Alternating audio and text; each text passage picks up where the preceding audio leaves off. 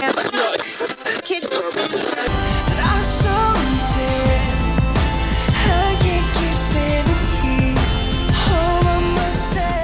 we're live. I'm Christine Vauchat, and joining me on the Closing Act Music and Entertainment program is singer, songwriter, and producer Kenny J. He is here today to talk about his new single, You're a Woman, and what is next for him.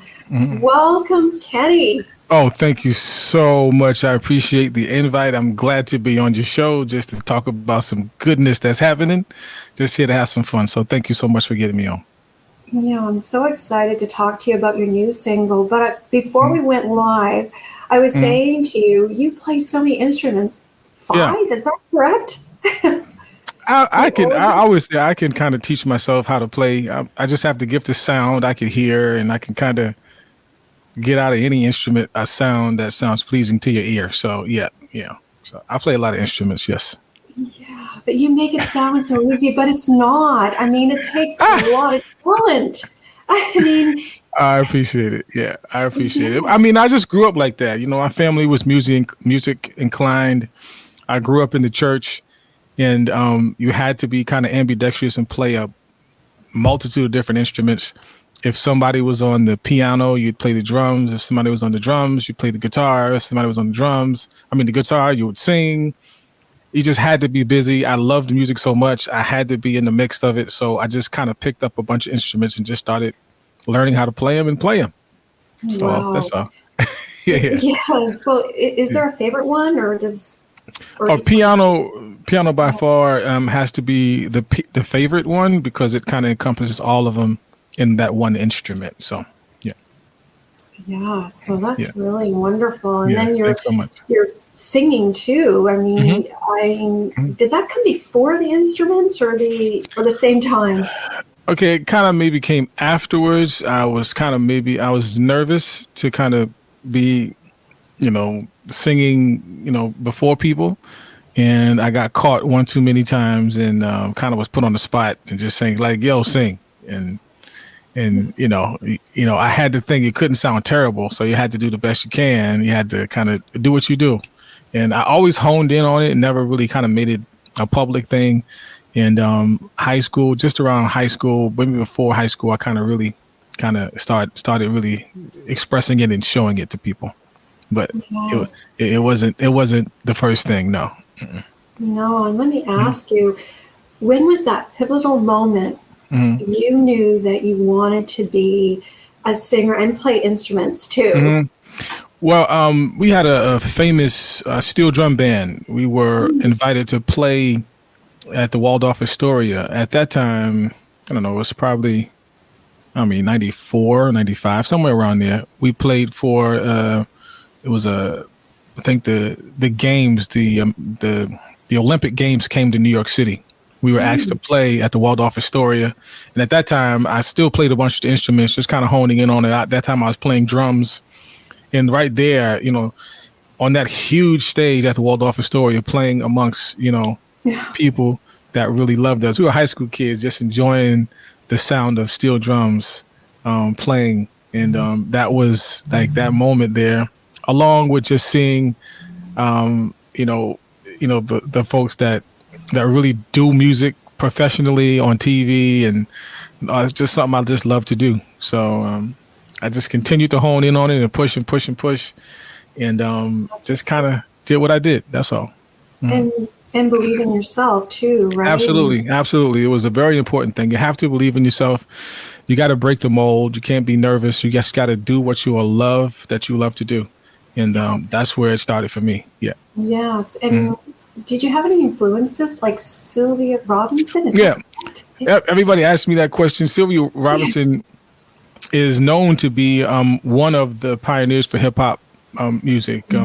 Inglewood, New Jersey was just like a melting pot for so many different sounds and music.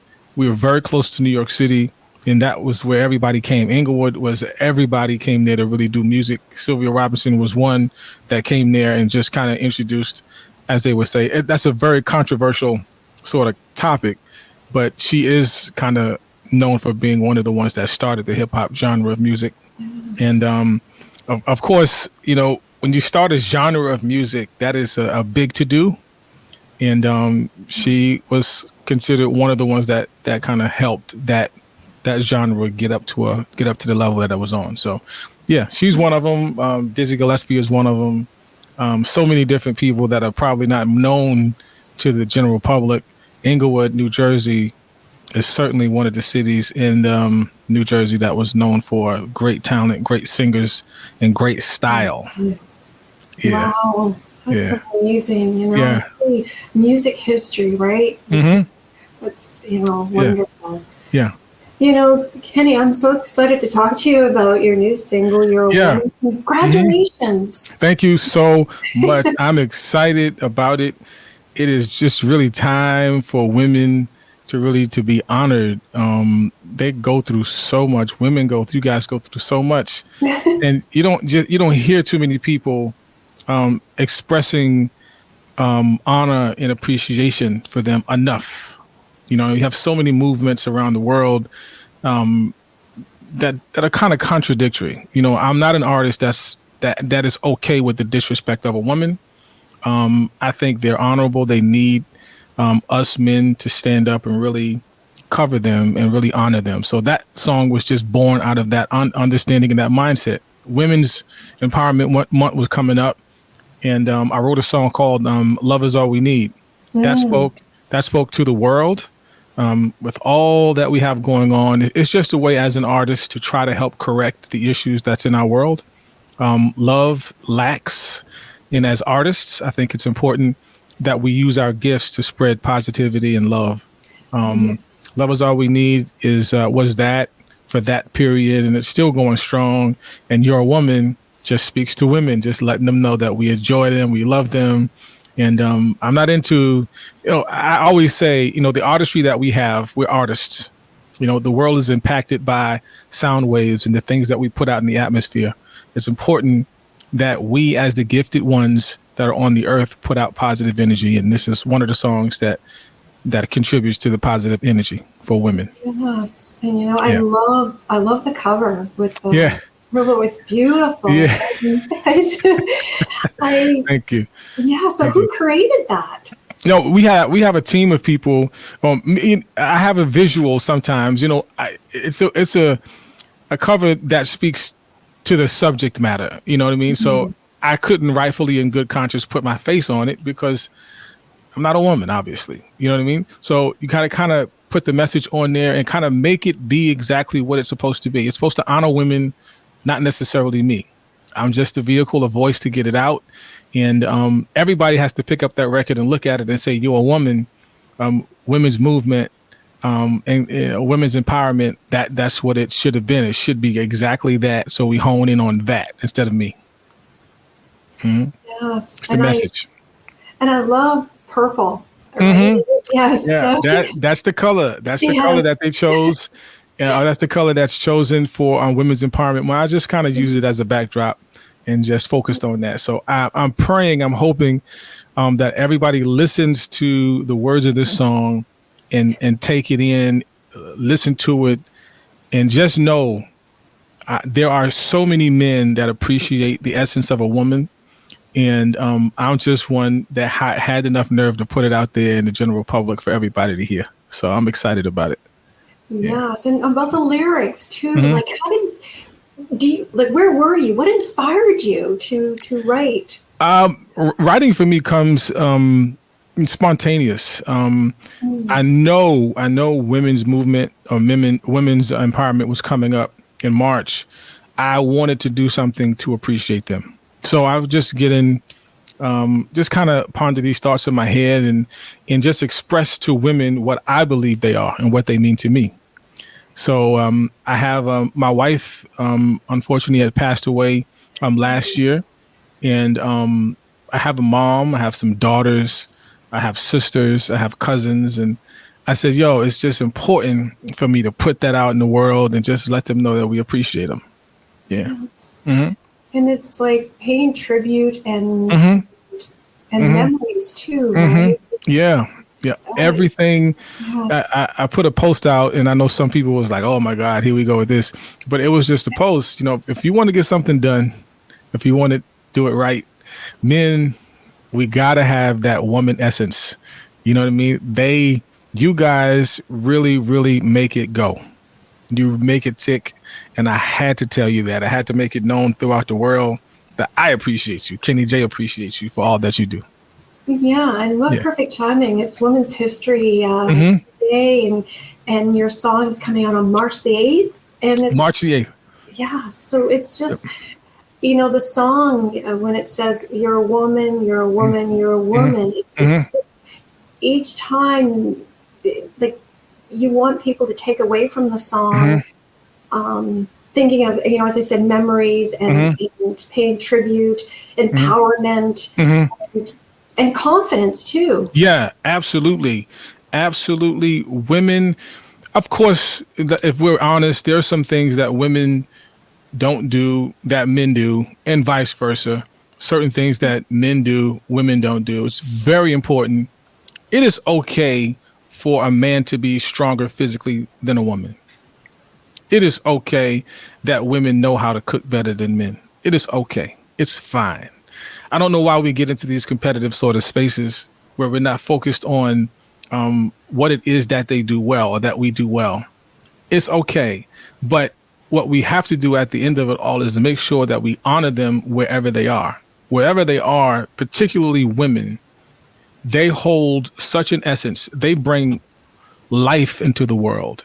Men can't do that. If that's one thing that a man can't do, if that's it. So if that is the only reason that they can hold on to, because I wouldn't be here without the womb of a woman, no one would be here. So that essence by itself is enough to be honored.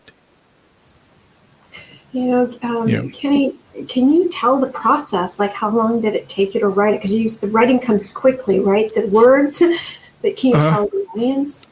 Well, the writing comes, the subject matter comes. I know what I want to write about. I just put the thought on my head and get to writing it. That song did not start off like that. It started off with, you're a woman, you're a woman, you're a woman, you're a woman. I knew that right there within itself. I just envisioned women standing in an arena, pumping their fists, loud and proud that they are women. They are a woman. Just be comfortable in it, walk in it and enjoy it. And the men standing behind you, we're going to honor you and we're going to push y'all so y'all can do y'all thing. Oh, that's wonderful. And then what's the feedback been like so far? You've been social, TikTok. Yeah. And of course, you have the gentlemen who, kind of think maybe I'm putting too much emphasis on this, but I'm not worried about that. It's important, that we put that out there and just let everybody know that we love them and that we're pushing them. Of course, women love it because they have something else that they can put in their backpack and pump up to the sky with their fists. You're a woman. You're a woman. It's so dope. It's dope. So everybody loves it. Some good, some bad. But the women in total, I haven't had now one woman say they don't like the song. All the women like it, and that's what I wrote it for. So it completed what it was supposed to do. Yeah. Yes. No. Congratulations again. And Thanks where can people get it? People will be able to get it March 8th on all digital streams, all platforms, wherever you get your wherever your streaming services are from, you could get it on March 8th. It'll certainly be available. We're pushing, marketing is doing their thing, Kick Up Your Heels doing their thing. Everybody's really trying to get it out in the atmosphere and saturate it with some positivity. Yeah. Yes, and you're on TikTok. Follow you there as well. And follow me. TikTok, Kenny J Wilkins 7. Follow me on Instagram, is Kenny Wilkins. Follow me on Facebook, Kenny J Wilkins, and I do have another page, Kenny J Wilkins. You can also go on the website. I had to get a website up, so that's kennyjmusic.com. Check me out. Put a comment there. I got a whole bunch of videos there that's going to show you what I've been doing. All positive. So I'm not into the negativity thing. I'm not into making degrading women and all that stuff. No, I think they need to be loved and taken care of. So that's what it is for me. Yep. Yes. And Kenny, how do you describe your music? My music is simply positive. It talks about love. It's never degrading. It talks about some of the situations that I dealt with as a man personally. It talks about all aspects of my life. It's all positive stuff. It just kind of gives people the insight on how to look at life and love in a different perspective. Instead of just the boom, boom, boom, it's just kind of take it easy. Let's write this out so people can understand how it really is. And everybody doesn't love hate. Some people love. I love. And that's the messages that I put out. We have fun. Sometimes we dance, we kick around a little bit, kick up some dust. But for the most part, we just loving, we just having a great time, empowering people and honoring people. Kenny, what is next for you? Oh man, we got tours coming. I got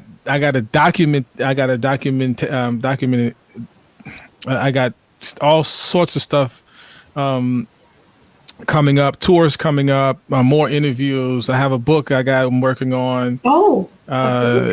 Have video, all sorts of stuff is coming up. I have to stay with it. I have to stay with it and stay encouraged. I stay in that creative mindset. Is something that I cannot shake. That's the gift that I have, and I have to kind of keep putting it in the atmosphere. Yes. And do you have an album coming out in the summer? I do. I forgot to mention that, but yeah, that is going to be something else. This is the first time that I've actually put out a full length R&B record. So I have put out singles and I've done gospel in the past, but this time I'm gonna put out some rhythm and love and make that do what it do. Just have fun and just kind of get in the atmosphere, some good music. Oh, that's great. Yeah. And you're really making waves in the music industry, and congratulations. And thank you. Is there anything else you'd like to add? Well, just support good, positive music that's going to help uplift us as a community, uplift us as a country, uplift us as a world, unite us. And we ain't got time for all of that other stuff. We have to love each other. We have to, be goodness in the earth instead of all the bad. I'm sure we got enough bad to point at, but let's be positive influences in the world and push forth good music. So that's what it is. So thank you so much for getting me on. I appreciate it. No, thank you for coming on the show. And so March 8th, single, You Mark Are your calendar. Me. Yes. Mark your calendars. All right. Yes. Thank you. Thank you so much. I am so excited. I'm Christine Blanchette, and joining me today on the closing act is Jack Campbell. He is a composer, artist, and producer, and Antony Knight, who is a director, actor, composer, vocalist. I don't think I missed anything. They're multi-talented, and I'm so excited to have them here today to talk about their exciting project, which you're going to know about in about 5 seconds. So welcome to the show, both of you. Thanks so much for having us, Christine. For having us. Yes, I know is this your first time working together on this project? Yes, it is. Yes. And Antony and I, we met by chance at an event where I was performing as sort of a feature, actually electric guitarist, and Antony was featured in the event as a composer, and we met backstage, and I think we immediately had an affinity for one another due to our musical abilities, and we just hit it off and knew we needed to do something together, and here we are about a year later. Yes. Antony. Yeah, so it was kind of one of those, hey, you're cool, man. You're also cool. We gotta get together. So we actually haphazardly met at another event and kind of spinballed from there. We started going out for coffee and talking about ideas, and then one fine day, Jack calls me up and with this amazing idea. Meanwhile, he's in Europe talking with a mentor about his vision for this project, which he can speak more about right now. Yeah, that's exactly right. So I had been letting this idea sort of mature and develop for about 2 years when I first approached Antony about this. And I actually was in Paris working with one of my dearest friends and mentors, the conceptual artist Esther Shalom Gertz. at the time, and it was her sort of almost dramaturgical support which brought the piece into what it is today and kind of led to it becoming a ballet. And also, I should just want to mention before I describe the project further that we've been lucky in this ballet to have the encouragement of Mary Wolerski of Ballet BC, who recommended that we use Ballet BC's phenomenal emerging artists, whom we've just had such fun working with, and it's been such an honor. But the main concept behind Absence and Creation is it's a ballet about what I like to refer to as the shared human experience. I believe that as humans, two of the unifying factors which hold us together as a society are the fact that every living person in some way experiences the concept of love, and everyone in some way experiences the concept of death. And when you bring these two universal elements down to their most basic sort of building blocks, the indisputable result of death is that there's an absence, and the indisputable result of love is that something is created. So it's interesting to think of these total opposites having a shared relationship around universal truths, almost sort of in a yin and yang relation, where you take these two opposites, but they come together in a way which you can't deny to create bonds between humanity. And so on a structural and theoretical level, and also on a conceptual level, this work explores those themes. Wow, I mean, I love the title. And is this the first time that this has been done before? This having classical music in the ballet? It's certainly a rarity in the Vancouver musical landscape, I would say. I don't see a lot of performances of this type. I don't think we can really say for sure that it's the first time something like this has happened. I'm sure variations on this sort of form exists. I mean, there's so much contemporary music going on across Europe, but I think in Canada and in Vancouver, definitely, this is going to be something new that people are going to come, and they're going to think that like there's nothing like this that I've seen before.